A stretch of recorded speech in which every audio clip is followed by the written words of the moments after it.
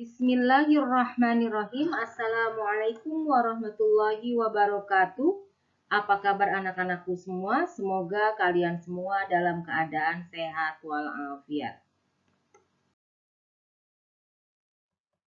Hari ini kita akan belajar muatan IPS KD 3.4 dan 4.4 mengenai mengidentifikasi faktor-faktor penting penyebab penjajahan bangsa Indonesia dan upaya bangsa Indonesia dalam mempertahankan kedaulatannya.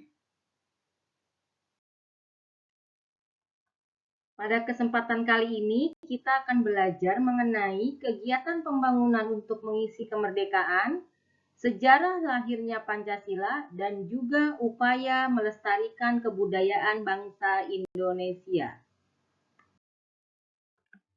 Kegiatan pembangunan untuk mengisi kemerdekaan.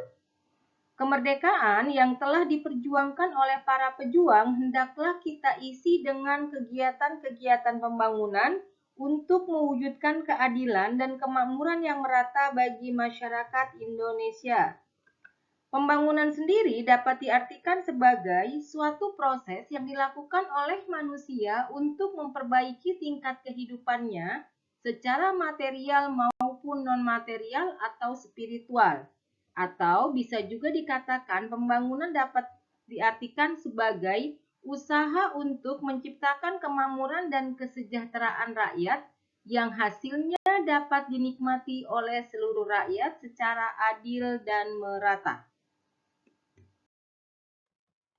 Beberapa pembangunan yang dilakukan oleh pemerintah, contohnya adalah pembangunan fasilitas umum seperti berikut, yaitu pembangunan bendungan.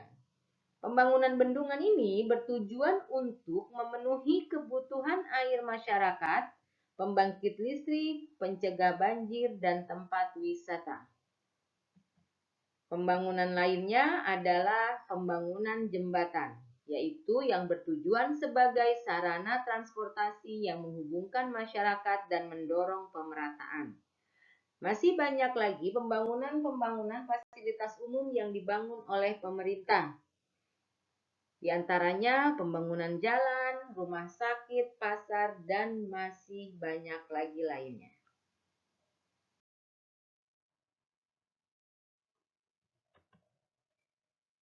Pancasila sebagai dasar negara Indonesia. Untuk menjadikan Pancasila sebagai dasar negara Indonesia itu mengalami beberapa proses. Di antaranya yaitu berawal dari sidang pertama BPUPKI yang dilaksanakan pada tanggal 19 Mei sampai 1 Juni 1945 yang membahas tentang rancangan dasar negara. Terdapat 3 tokoh yang mengajukan pendapatnya tentang dasar negara Indonesia, yaitu yang pertama ada Muhammad Yamin. Sidang pada tanggal 29 Mei 1945. Muhammad Yamin mengatakan bahwa rumusan dasar negara yang dirumuskannya yaitu yang pertama, peri kebangsaan, peri kemanusiaan, peri ketuhanan, peri kerakyatan, dan kesejahteraan rakyat. Sidang pada tanggal 31 Mei 1945, Mr. Supomo menyatakan bahwa rumusan dasar negaranya yaitu persatuan, keseimbangan lahir dan batin, kekeluargaan, keadilan rakyat, dan musyawarah.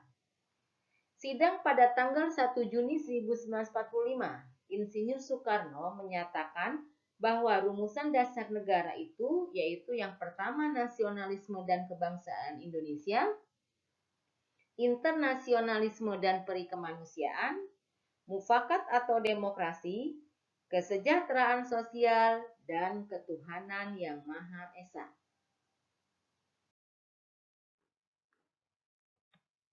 Selanjutnya, kelima asas yang diusulkan oleh Insinyur Soekarno disebut sebagai Pancasila. Peristiwa tersebut melatar belakangi penetapan hari lahir Pancasila yang kita peringati saat ini, yaitu setiap tanggal 1 Juni. Sebelum memulai sidang BPUPKI yang kedua, terbentuklah kembali panitia kecil yang dikenal dengan Panitia 9 Pada tanggal 22 Juni 1945, Panitia 9 mengadakan rapat yang kemudian menghasilkan rumusan dasar negara yang tercantum dalam Piagam Jakarta. Setelah mendapatkan beberapa perubahan, akhirnya Pancasila ditetapkan sebagai dasar negara pada tanggal 18 Agustus 1945 yang dituliskan dalam pembukaan Undang-Undang Dasar 1945. Bunyi Pancasila yang pertama yaitu ketuhanan yang Maha Esa. 2. Kemanusiaan yang adil dan beradab. 3. Persatuan Indonesia. 4. Kerakyatan yang dipimpin oleh hikmat kebijaksanaan dalam permusyawaratan perwakilan. 5. Keadilan sosial bagi seluruh rakyat Indonesia. Bangsa Indonesia berhasil mengusir penjajah dari bumi Indonesia, yaitu dengan mempersatukan masyarakat yang berasal dari suku dan budaya yang berbeda-beda. Keberagaman yang ada pada masyarakat Indonesia membentuk beragam budaya yang terus dipelihara sebagai identitas dan kekayaan bangsa. Oleh sebab itu, kita harus menghormati budaya dari daerah lain. Hal ini harus kita lakukan dengan tujuan untuk menjaga kedaulatan negara dan ketentraman dalam hidup bermasyarakat. Sikap yang dapat kita lakukan untuk menghormati dan menghargai keberagaman budaya daerah lain, yaitu yang pertama, tidak membangga-banggakan budaya sendiri, tidak menjelek-jelekan budaya daerah lain, mau menikmati pertunjukan budaya daerah lain, serta mau mempelajari budaya daerah lain. Demikianlah pembahasan kita hari ini. Mudah-mudahan kalian dapat memahaminya dengan baik. Bu Uma tutup dengan membaca Alhamdulillahirrabbilalamin. Wassalamualaikum warahmatullahi wabarakatuh.